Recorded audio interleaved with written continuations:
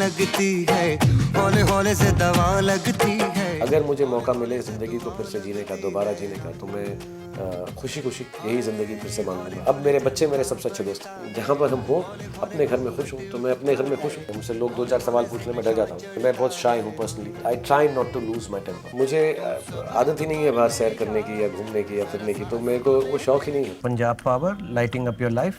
सुंदर सानी this side जी। मैं बच्चों को यही कहूँगा कि इस वक्त तो मेरी ज़बान पर जाओ, जो मैं बोल रहा हूँ बस अंधाधुंध मान लो, क्योंकि जब तक तुम माँ बाप नहीं बनोगे तब तक समझोगे नहीं, और तब तक अमूमन देर हो जाती है। समटाइम्स इवन कभी मेरा दिल करता है कि मेरा बेटा 100 मीटर रेस भाग रहा है, जीत जाए।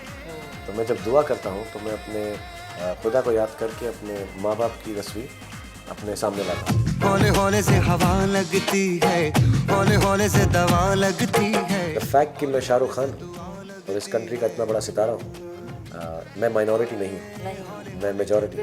मैं इंडियन हूँ। मेरे पिताजी जो थे वो इस मुल्क की फ्रीडम के लिए लड़े। हम इस देश के मालिक हैं, हम इस देश के एम्प्लॉय नहीं। जो गवर्नेंस है, जो गवर्नमेंट है, वो हमारी एम्प्लॉय है। जिंदड़ी दे चाल, हौले हौले हो जाएगा प्यार, चलिया हौले हौले हो जाएगा प्यार।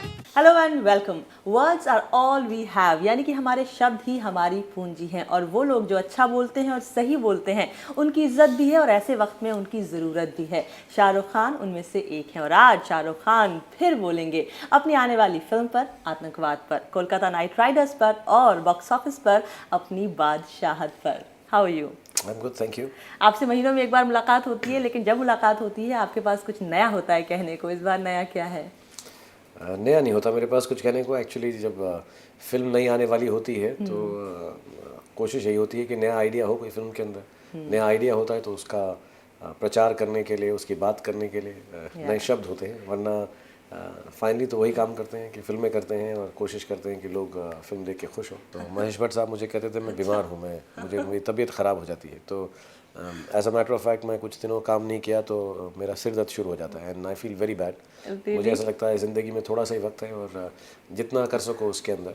और मुझे खुदा के फजलो करम से इतना मिल गया है कि मुझे लगता है मुझे कुछ वापस भी लौटाना है। तो जो शौक़ हैं या जो मुझे लगता है जिस डायरेक्शन के अंदर मैं कुछ पॉजिटिव ऐड कर सकता हूँ अपनी हैसियत से, तो वो करता रहूँ। तो वो स्पोर्ट्स है तो नाइट राइडर्स है, कुछ फिल्म मेकिंग है तो रेड चिलीज़ है, कुछ VFX है तो VFX की कंपनी है, और कभी कभार साल में 1-2 फिल्में भी कर लेता हूँ। कभी कभार। ओके, टू सपोर्ट दिस हम इस वक्त खान साहब के घर बैठे हैं और उनके इस ऑफिस में ये पोस्टर मुझे दिखा, तो मैंने सोचा मैं आपको दिखा दूं। ये फिल्म इंडस्ट्री के एक बहुत जाने माने फोटोग्राफर हैं डब्बू रत्नानी, उन्होंने फ़ोटो खींची थी, और जैसा कि आप पिक्चर में देख सकते हैं कि कनपट्टी में बंदूक लगाकर खड़े हुए हैं और अपने आप से कह रहे हैं कि you can do more Shahrukh, you can do more. Is that how the way you live life? No, I think this concept was Dabbu's. मैं ज़्यादा फ़ोटो सेशंस करता नहीं हूँ, मुझे आदत नहीं है। मैं सिर्फ फिल्म की फ़ोटो सेशंस करता हूँ, और ये आई थिंक चकदे के वक्त है इसलिए दाढ़ी है इसमें। राइट। एंड आई थिंक उसको कुछ वाटर के साथ मेरे साथ करना था। बिल्कुल। तो मुझे बहुत शर्म आती है कि मैं अपने कपड़े वपड़े उतार के पानी के नीचे कुछ करूँ, बिकॉज वो दर्द डिस्को ख़त्म होने वाला, शुरू होने वाला था। अच्छा। तो इसे मुझे फ़ोटो सेशन करनी है तो पानी के साथ, तो मैं कहा ये पानी ठीक है। इतना पानी पिचकारी में से जो पानी है उतने में मैं कर लूँगा, बाकी नहीं करूँगा। फोटो सेशन भी हो गया और आपकी पर्सनालिटी का सबसे बड़ा एसेट भी पुट अक्रॉस हो गया। हाँ, द आइडिया इज़ मुझको ऐसा बिलीफ है कि इंसान को ज़िंदगी में सबसे अहम चीज़ है काम, वो करते रहना चाहिए। मुझे ऐसा शायद गलत फहमी है या सही फहमी है कि हमें इस धरती पर भेजा इसलिए गया है कि हम कुछ काम करते रहें, कुछ काम आ सकें, और जो भी काम हो। हमारा कोई इतना बड़ा काम नहीं, हम तो सिर्फ भांड है, नाचते हैं, गाते हैं, लोगों को हंसाते हैं, उससे ज़्यादा काम नहीं है। लेकिन जो भी काम है उसकी डिग्निटी ऑफ लेबर हो और प्यार से और खुशी से और गर्व से करें, तो मैं अपने आप को वैसे ही व्यस्त रखता हूँ, वरना फिर बुरी आदतें पड़ जाएंगी, रिलैक्स करने लग जाऊँगा, रिचनेस की आदत पड़ जाएगी, तो इसलिए मैं काम ही करता रहता हूँ। हाँ, सुख रोग। हाँ, मुझे सुख रोग हो जाएगा, तो इसलिए मैं काम ही करता रहता हूँ। मुझे आदत ही नहीं है बाहर सैर करने की या घूमने की या फिरने की, तो मेरे को वो शौक़ ही नहीं है।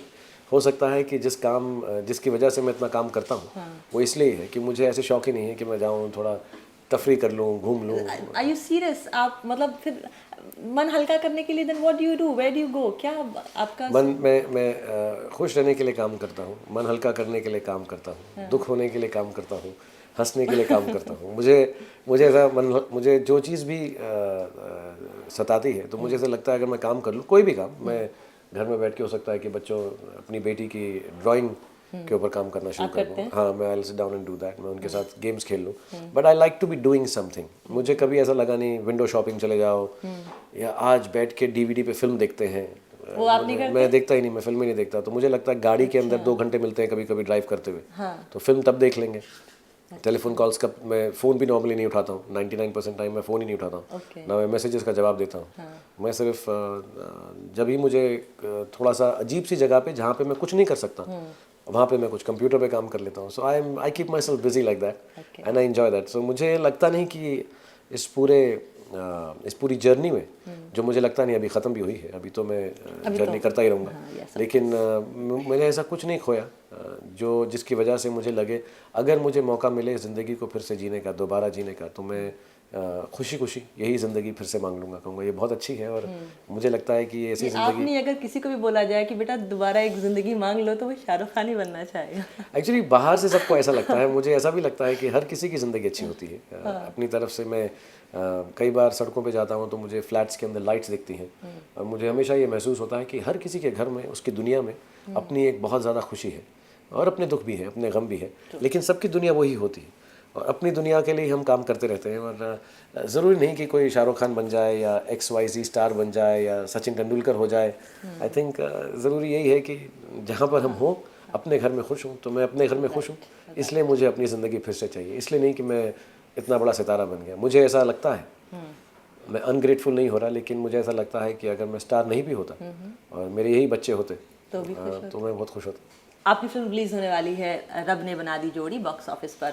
थोड़ा सा एक तो ग्लूम का माहौल है, देश की हमारी साइकी ज़रा ज़ख्मी है, at the same time box office का बिजनेस भी थोड़ा ख़राब चल रहा है पिछले मेरे ख्याल से 10-12 दिन से। आपको लगता है कि एक फ्रेश वेव ऑफ ऑप्टिमिज्म लेकर, होप लेकर आएगी ये फिल्म बॉक्स ऑफिस पर? हाँ, फिल्म तो बहुत होप से भरी हुई है, खुशी से भरी हुई है। मैं नॉर्मली जो फिल्म करता हूँ, मुझे आई थिंक मैं अट्रैक्ट, ये नहीं होता मैं कोई कॉन्शियस एफर्ट करता हूँ, लेकिन मैं नॉर्मली ऐसे ही सिनेमा को अट्रैक्ट होता हूँ जिसमें कुछ हंसी मजाक हो। तो रब ने बना दी जोड़ी में बहुत हंसी मजाक है, एंटरटेनमेंट है। आदित्य चोपड़ा और मैं बहुत सालों बाद एक फिल्म बना रहे हैं। हमने पहले फिल्में जो की वो भी अच्छी थी, लोगों ने सराही पसंद की, और मुझे ऐसा लगता है कि आदित्य ने पहली बार इतनी फनी फिल्म और एंटरटेनिंग फिल्म बनाई है, तो इंशाल्लाह लोगों को पसंद आएगी। हौले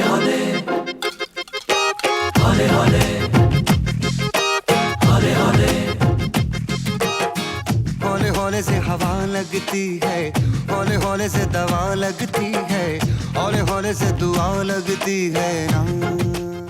ये सब कहने के बाद मैं समझता हूँ कि जो माहौल है इतना ग्लूमी है, दुखी है, और होना भी चाहिए। हम बहुत बड़ी विपदा, बहुत बड़ी तकलीफ से गुजरे हैं, और तकलीफ और विपदा कहना उसके लिए एक्चुअली अंडरस्टेटमेंट है। हमारा पूरा देश इस वक्त हिला हुआ है, और परेशान है, और दुखी है, और हम सब हैं।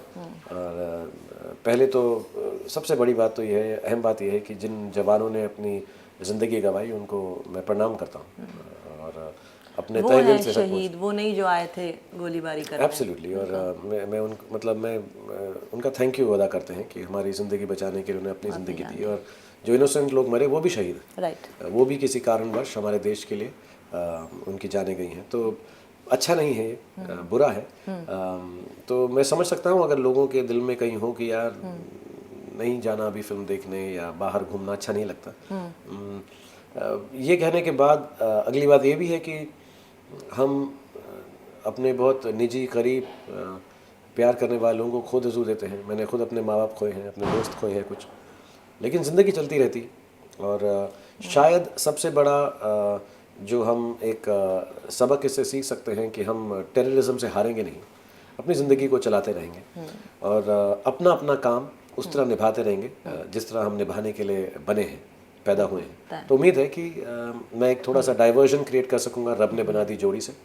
अगर गमगीन माहौल है तो फिल्म ऐसी नहीं है कि किसी को गमगीन करे, बहुत खुशगवार किस्म की फिल्म है, हंसते खेलते प्यार के बारे में फिल्म है, कैरेक्टर्स अच्छे हैं। कितनी देर की फिल्म है? 2.5 घंटे की फिल्म? 2.5 घंटे की होगी फिल्म। एक्चुअली ये थोड़ी छोटी है, अमूमन आदि और मैं 3-3.25 घंटे की फिल्में बनाता हूँ, लेकिन छोटी सी फिल्म है, ऑर्डिनरी पिक्चर है, बहुत वार्म सी पिक्चर है। मैं 2-4 लोगों को पहले भी कह चुका हूँ, घर के बने पराठे जैसी पिक्चर है। देसी, हाँ, देसी पिक्चर है, एकदम अर्दी पिक्चर है, और काफ़ी एंटरटेनमेंट और हंसी मजाक है। मैंने भी ऐसा काम शायद कोई कमर्शियल फिल्म में नहीं किया है, तो मुझे भी बहुत अच्छा लग रहा है कि शायद कुछ नयापन होगा। अपार्ट फ्रॉम द स्टोरी जो काफ़ी नई सी है, कहानी नई सी है, लेकिन मुझे लगता है कि कहीं ना कहीं पर कुछ अच्छा है फिल्म में। मैंने देखी 2-3 बार देख ली। हाय हौले हौले चंदा बढ़ता है, हौले हौले घूंघट उठता है, हौले हौले से नशा चढ़ता है ना। तू सब्र तो कर मेरे यार, जरा सांस तो ले दिलदार, चल फिक्र नु गोली मार यार, है दिन जिंदड़ी दे चार। हौले हौले हो जाएगा प्यार, चलिया हौले हौले हो जाएगा प्यार, हौले हौले हो जाएगा प्यार, चलिया हौले हौले हो जाएगा प्यार। मैं बहुत शाय हूँ पर्सनली, मुझसे ज़्यादा इंटरेक्शन नहीं होता लोगों से। मुझे अगर मैं इस प्रोफेशन में नहीं होता तो मैं ज़्यादा लोगों से मिलना बोलचाल नहीं कर सकता। मैं पार्टीज़ पे नहीं जाता। मुझे लगता है मैं एयरपोर्ट पे चेक इन करने में मुझे तकलीफ़ होती है। मुझसे लोग 2-4 सवाल पूछ लें, मैं डर जाता हूँ।